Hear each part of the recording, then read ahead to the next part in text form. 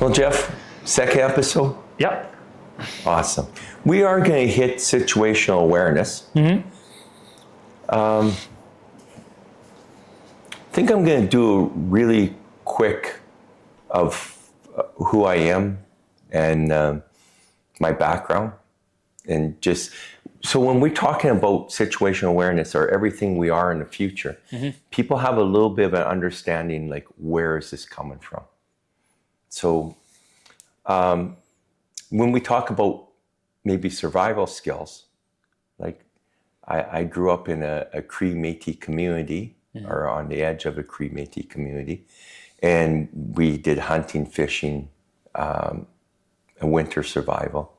And all those things, help you as you get older, and it was a part of a culture. And then we did take survival courses through school, and a lot of the stuff, they just coincide with each other.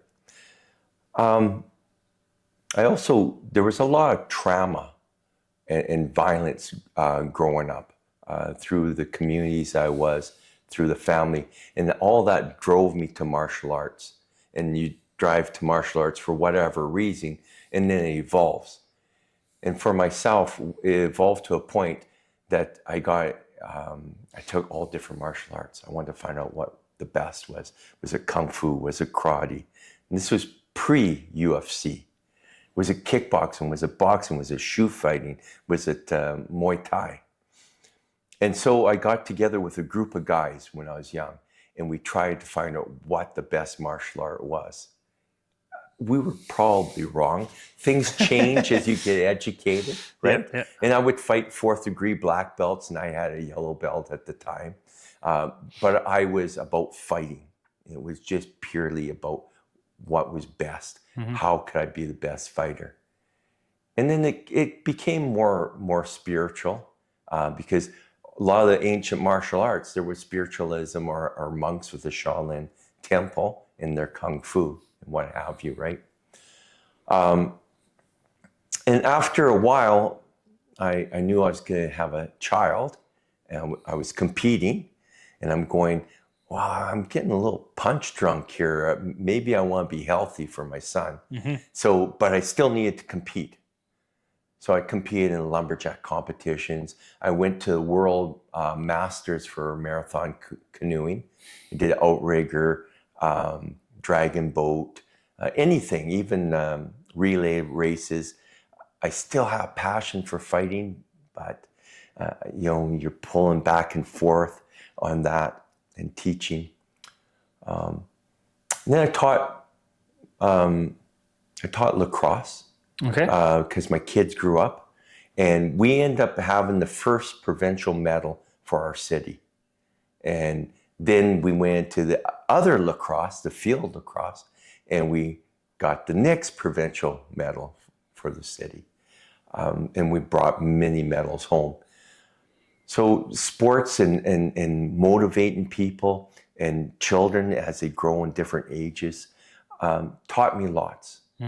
Taught me a whole lot about myself. Then I got into arm wrestling because they had arm wrestling in the lumberjack competitions, and I did that for a while. And you still do it. And I still do it. But can you remind the viewers how old you are? Oh, yeah, I'm in my 60s, early 60s. Good shape. I still compete at national level. Okay. We went with the 4 of us, and we pulled off at nationals 4 golds, 4 silvers, and 2 bronze. And one of us, the lady, she broke her arm at provincials. Gosh. And she still pulled off a silver. So impressive. And we pulled off the best team in British Columbia at provincials. We were the top team by double the points of any other teams. And some of the teams have 25-time Canadian champions or 13-time world champion or 23-time world medalist or whatever. A very high caliber in British Columbia. So I'm also a prison guard, and I'm frontline. So I still have to do takedowns. And sometimes we have guys that are serious guys, either mental health or they've done serious crimes, or they need to prove themselves. And the guys that need to prove themselves are very dangerous. And so I've also been on the tactical team. I'm probably one of the oldest new tactical guys in BC's history. Right. I was in my late 50s when I came on the tactical team. Had to hold my own. Was a coordinator for the critical incident stress management team. Okay.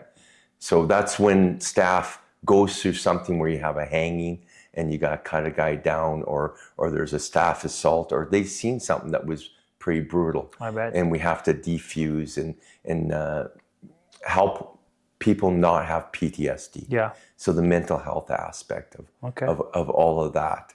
So all those things help develop myself, and hopefully I can add to this YouTube channel or podcast that we're doing.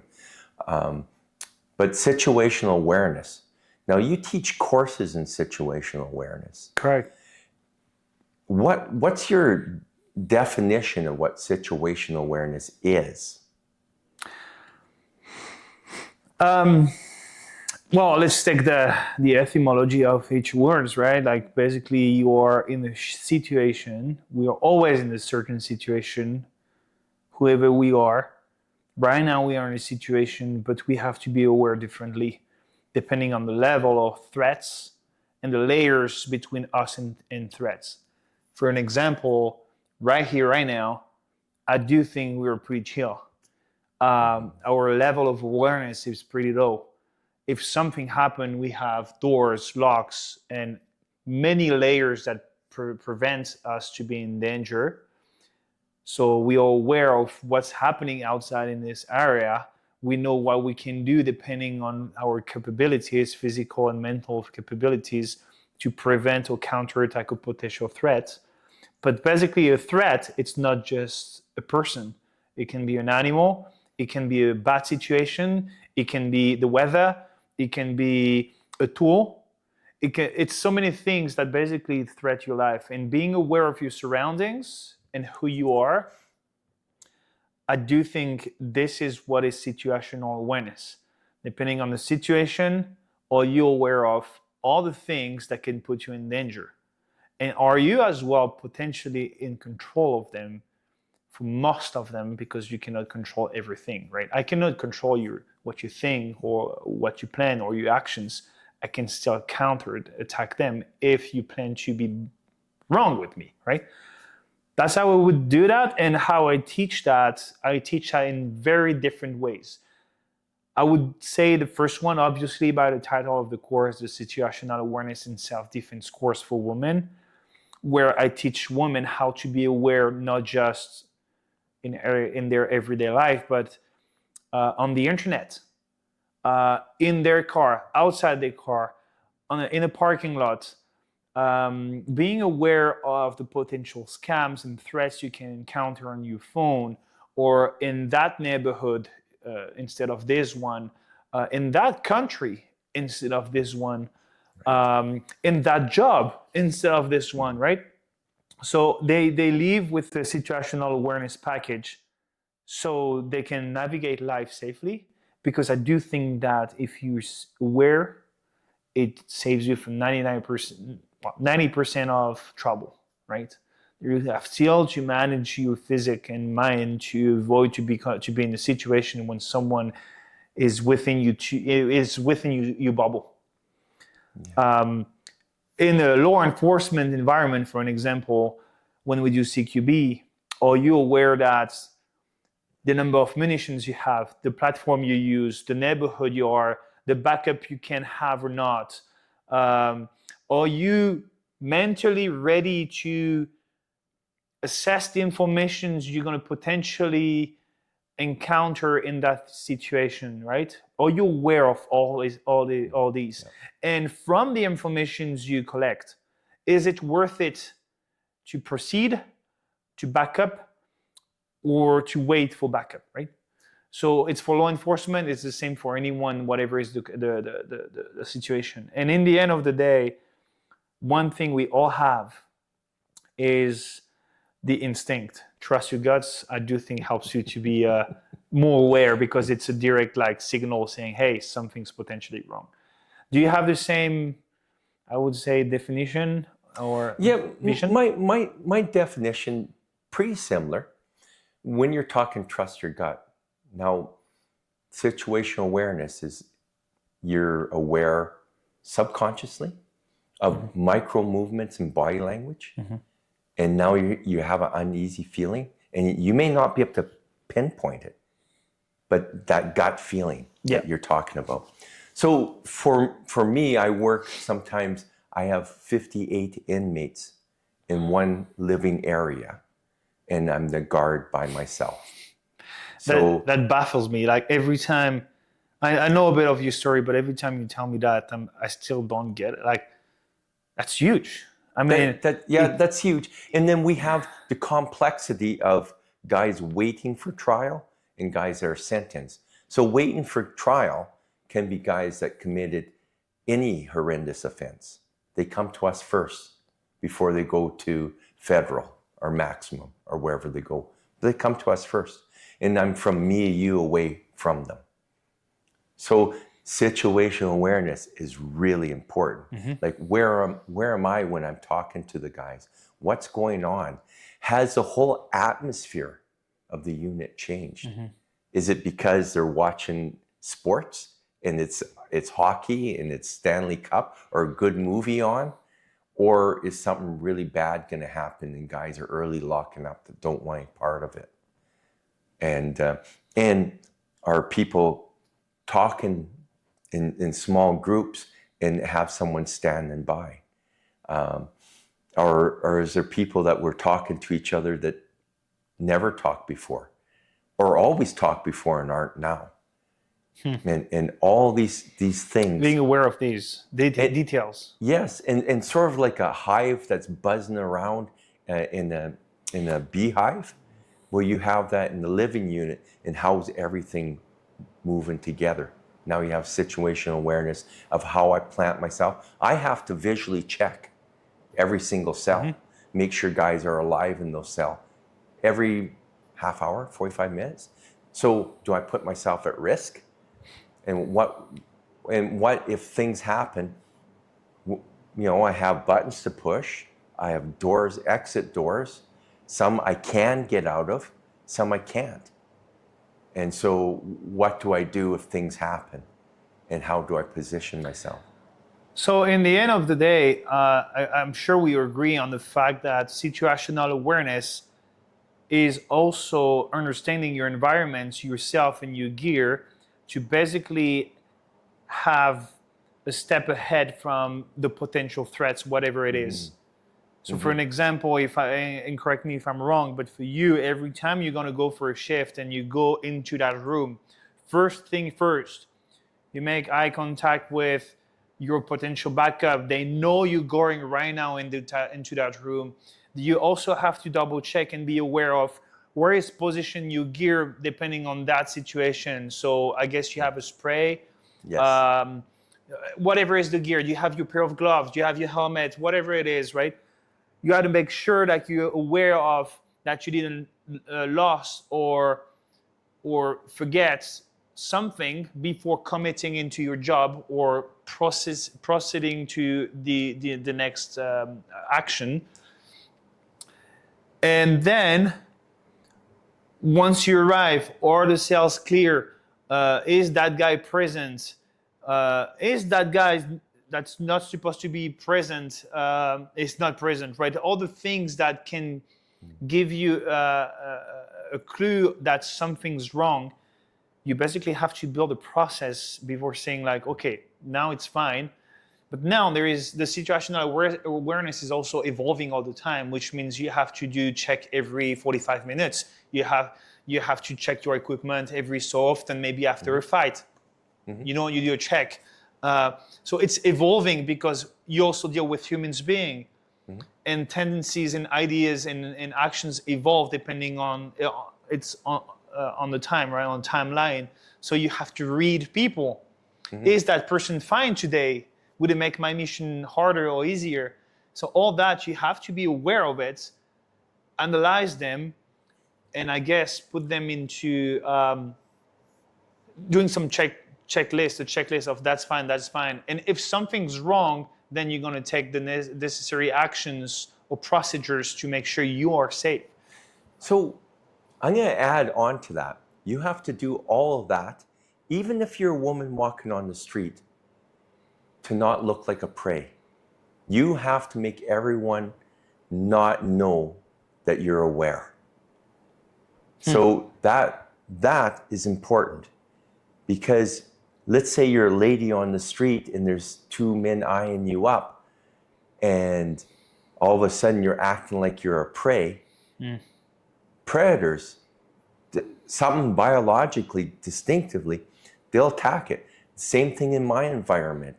If I'm acting like I'm nervous, Yes. or that I'm really checking things over really thoroughly, and anticipating something's going to happen, that's giving away all my information. I can't give that away, but you still need to be aware. So I also would like to talk about, like, we're transporting guys. Now, let's say he gets beat up, has to go to hospital for stitches, or hurts his hand, or has chest pains and he's having a heart attack. Those have to be taken really serious. Yes. Is it a heart attack? Is he setting me up for something to go outside? But am I going to be paranoid? Am I going to be so paranoid that I'm not going to give him proper care? Which I did have a time where a guy was making phone calls and trying to do things that were, hey, this guy's setting me up. It was just his personality. And he ended up needing a pacemaker. And so, okay, I'm not a doctor. I can't judge that. So what I have to do is take and be aware with everything. So have the guy in the ambulance, have to be aware, is he going to attack the attendant in the ambulance? Is he going to try and make a break for it? Yeah, he's handcuffed, but sometimes you have to move the handcuffs from the stretcher to the bed. What's going to happen? So I had an incident where two guys had chest pains, and I'm taking care of absolutely everything that's going on, but just not sitting right. There's the gut again. Wow, what's going on here? Then his ECG's reading fairly good. His blood pressure is fairly good. I'm not a doctor, but I'm listening to the doctors and nurses. And when they come up, I have to get close so they can't grab the doctor or nurse, but not let them know that, hey, stay back. And if he's mental health, that makes him confrontational. Yeah. So you can't just, hey, stay back, stay there. You have to get an art of a skill of doing situational awareness. So this particular gentleman, I had my peer with me, and I text him so he doesn't know what's going on, so the inmate doesn't know what's going on. And I said, I need you to check a certain location. There might be a drop-off for drugs or a weapon or whatever. So he did, and found drugs. So, wow, situational aware of everything. So that's important in my job, but it's also important in real life. Can I talk about Africa? Yeah, go ahead. I think you have great stories. And also something, because I'm sure like the viewers and listeners, I'm sure they visualize themselves through situational awareness. And I like to say something that is very important for the mind and to counter a potential PTSD issue in the future, because as soon as you leave a trauma or an attack, you can live with it for the rest of your life, right? And people say that's not good to be a victim. Well, you didn't decide to become a victim. No. Right? And something very important, it's like sports. I'm sure you know that. You did so many fights and games, and you were in the same day, you're like, oh, I wish I did this. Oh, I should have done that. Yeah. There is no perfect plan, especially against the unpredictable. You can be the most aware and so on. at some point, it is possible that you confront someone that is way more prepared or has a better plan than you, which can be to rob you, to kill you, to get information from you. But there is no perfect plan. And there's another thing. The more stimulus, the more time it takes to actually counterattack it. And that's why I do think it's important to understand situational awareness and patterns, to focus on the one that are the most important. They're going to give you right away, they're going to give you an answer about what's going on. A posture, a tool, an aggression, a word, whatever it is. Understanding that takes training, experience for sure.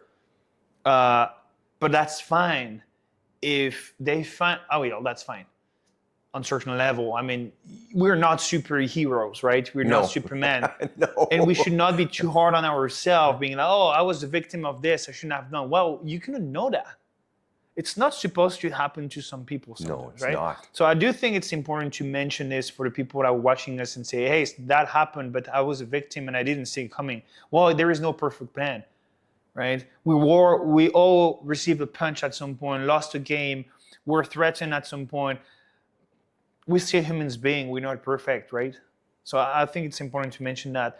And I do think you have great stories with Africa that you should tell us to see how situational awareness is not just in our community, our city, or our country that we know, but very much when you cross an ocean or border, it can be a way different world with way different techniques, way different methods and solutions.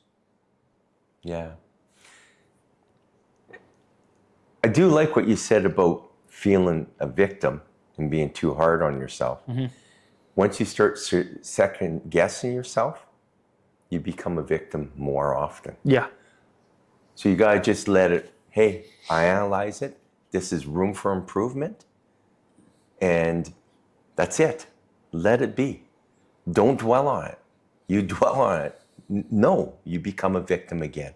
And you make mistakes over again from hesitation. Yep. And you know when you had to fight someone and go right on fight, you can't hesitate. Did I do the wrong thing? Should I have done this? Should I have done that? No, you have to act right now. Mm-hmm. Split second. Very true. It's either fight or flight. Sometimes flight is way better than fight. If possible. If right? possible. And for both solutions. Yes. If possible. Yeah. So I've made decisions a couple times in Africa, and one is I was going to support a family in a refugee camp. Okay. And they threw in grenades ahead of time. It's a big camp, 60,000 people, covers 7 kilometers each way. So a grenade only hurts so many people. That's not everywhere in the camp. But I was bringing my son there. And I thought, things are a little bit different. It's not safe as I was hope it would be. There should be guards there. Why did grenades get in there? So we had a location inside the camp to stay in. It was one of the refugees gave us up their home, a mud brick home, okay, so that we could stay there. Well, I chose not to. And a couple days after we left, everyone was poisoned and died around that house. So you kind of think, okay, is it safe? Now, I want to live life. We went to the camp, amazing experience. I never seen security there, but I hired refugees to protect me. And I got to know them 8 months in advance. And they knew I was going to pay them. And a lot of trust. Yeah, but also we were going to go back another day, and detention, they thought we're ATM machine. We pulled out. Because, wow, beautiful, beautiful experience. The things I seen, amazing. And we eventually got that family who were born in the camp out. And now they've got permanent residence in a country. Worth it. I mean, we all take risks in life driving somewhere. The other story I have about Africa is I work on an orphanage. I have been a carpenter for 20 years, not just a prison guard. There's other things. I'm in my 60s, right? Yeah. So I've done many life different experience. things. And I was supposed to go with a lady that owned an orphanage, and they had a flood and it took down a security wall, and I was going to run crews. But they changed their mind and wanted a mechanic for a school to buy a bus. Okay. So they go in the country of Tanzania, and their spouses get a phone call. Hey, there's an uprising going on, and it seems like it's getting bad, and we're going to bunker down and ride it out. That's not really what was happening. The government shut all the cell phones down, all the internet. We had no communication. They were right in the center of the country. It was an uprising. Within a couple of days, 700 people were killed. That's crazy. They took over all the airports, including the gold mine. The buses were being burnt. Police stations were being burnt. What's the situational awareness on that? Well, situational awareness is you got to survive. Who can you trust? Who has anything to lose? Who will risk their life? Maybe no one. How much money do you have? Are they going to rob you?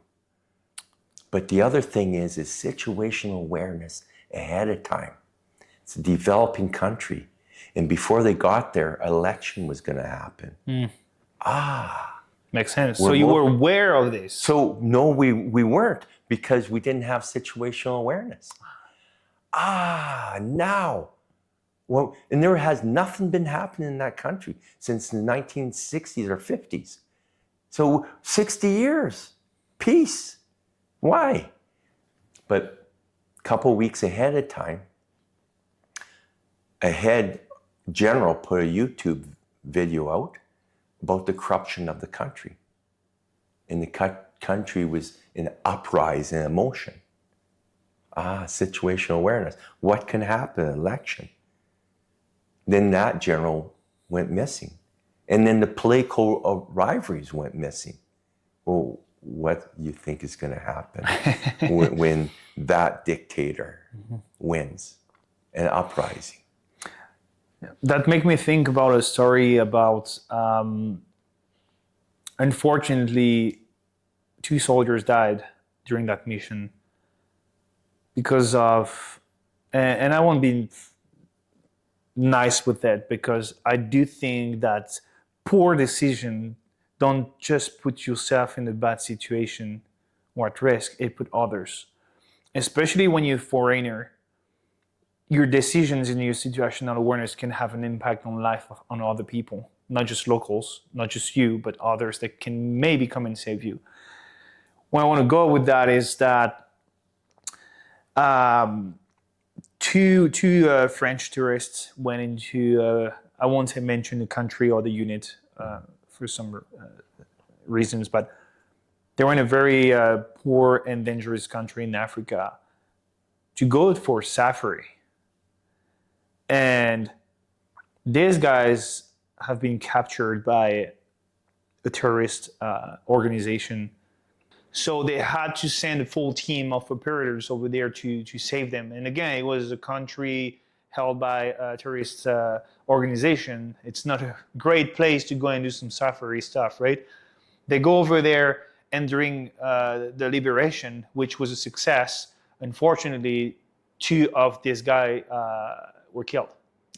Two operators were killed. So they had to leave a full family with kids behind. Where I want to go with that is that every decision you take related to situational awareness and a lack of training or understanding can not just put yourself at risk, but also others, obviously, right?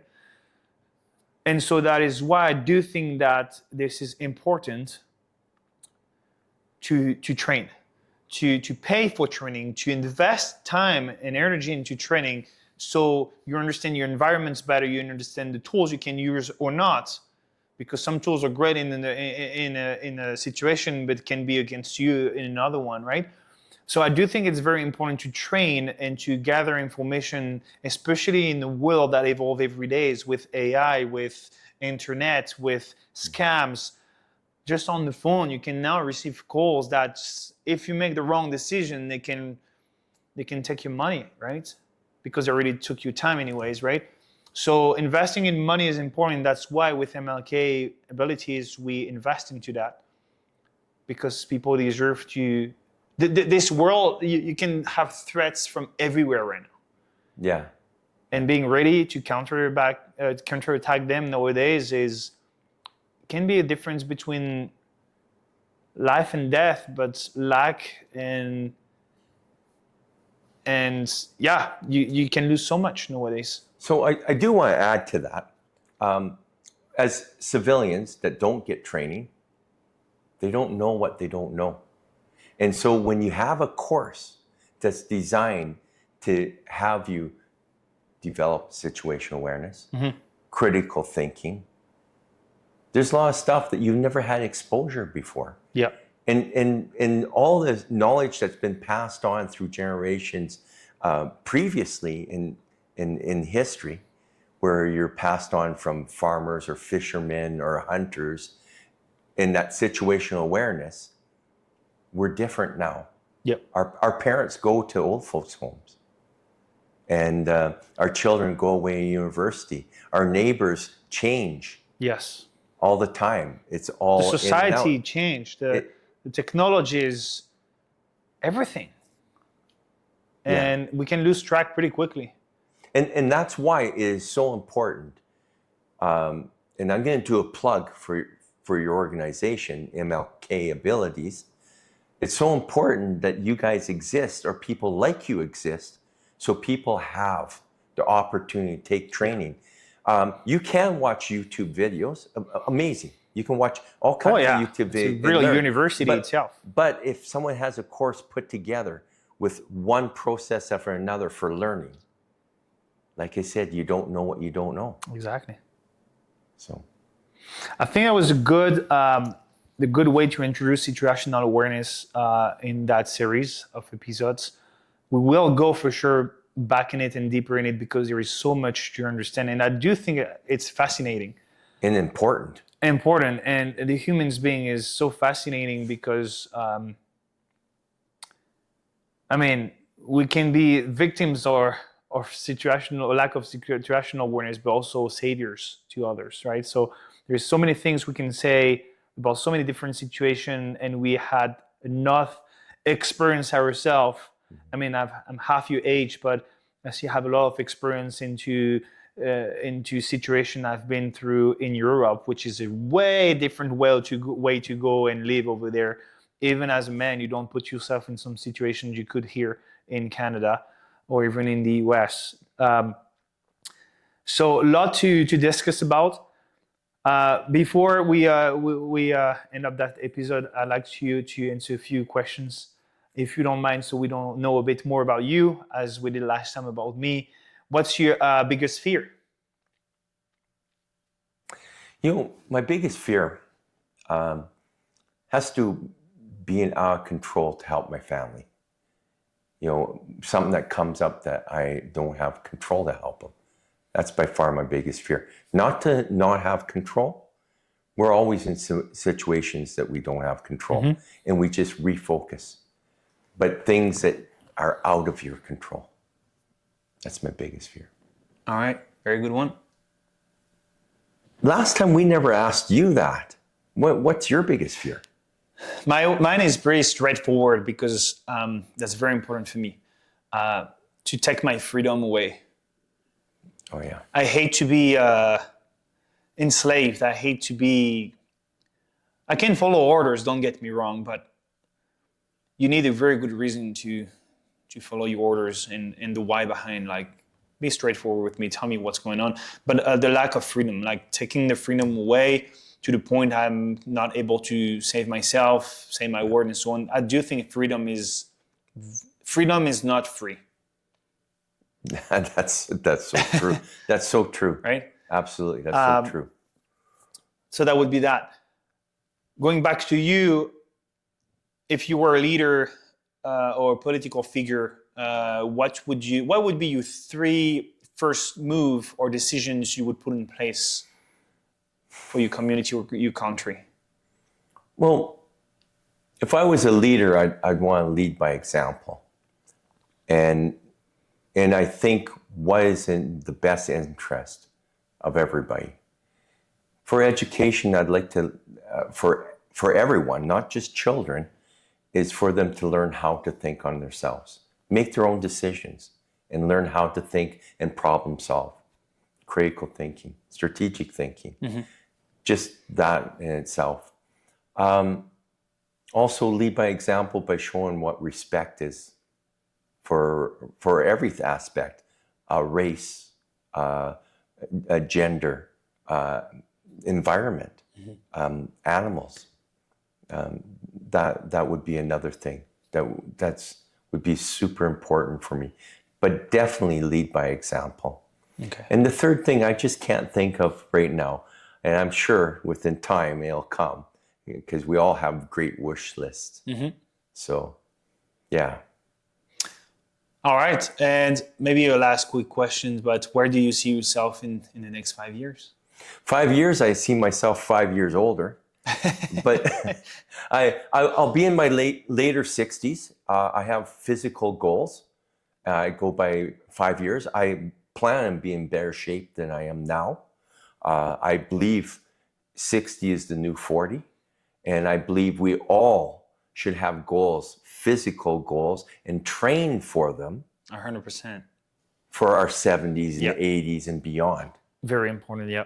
And I know what really gets me is I'm on a tactical team and I got guys that are 40 years old. Oh, I'm getting too old for this.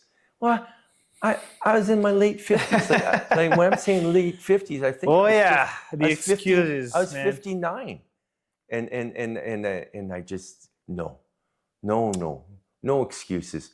We're not too old for anything. We may not have the right health. There might be things beyond our control, but we're never too old for it. I think there is a thing that I love is a lot of philosophy, and to conclude your thoughts is Socrates said something, I don't have the right one, but he basically said that's a shame for a man to not experience all the capabilities that his body and mind is capable through the life, right? To not push your body and mind through its limit to understand what it's capable of. And these men, like even some of them didn't even reach 30 years old yet and find excuses. Oh, I'm not in my 20s anymore. I can't do this. I can't do that. No, that's bullshit. That's just excuses. At 30 years old, you're supposed to be at the best of your shape, right? Like so. Or I was an athlete in high school. Yeah. Well, yeah, you're not anymore. Be an athlete, right? When you're 50. Right. Lead by example means also like you have to keep going. It's like situational awareness. Keep training. Yes. Update. Yeah. Anyways, it's another topic as well. Fitness. Oh, absolutely. Absolutely. It's going to be very cool. There's many topics that need to be talked about. So I think it would be that for episode 3, maybe 4, we will see. But for the episode 2 today, I think we wrap it up pretty well. Thank you for your time. I do think it was a great one. By this time, guys, if you are listening to us, watching our videos, make sure to comment or let us know what you would like us to talk about and what subject you'd like to hear from us, maybe experiences, maybe selections, maybe fitness, situational awareness, self-defense, obstacle course. So many things we can talk about. Maybe you're a professional, you'd like to know more about what we teach, what we train, and the why behind this, which is the most important to understand. Feel free to let us know. Please share this episode or this series if it speaks to you and you think it would benefit someone else that you love. And we hope that it helps you to become the best version of yourself. So take care, guys. Stay safe. And we'll see you in episode 3. Stay safe. Okay. He yells up at his father. He says, Dad, I know I'm hallucinating. I can do it. I won't go swimming down. So his father, who was 70 some odd years old at the time, tells the whole team, hey, if you guys are gonna abandon ship, give me a kayak. I'm with my son.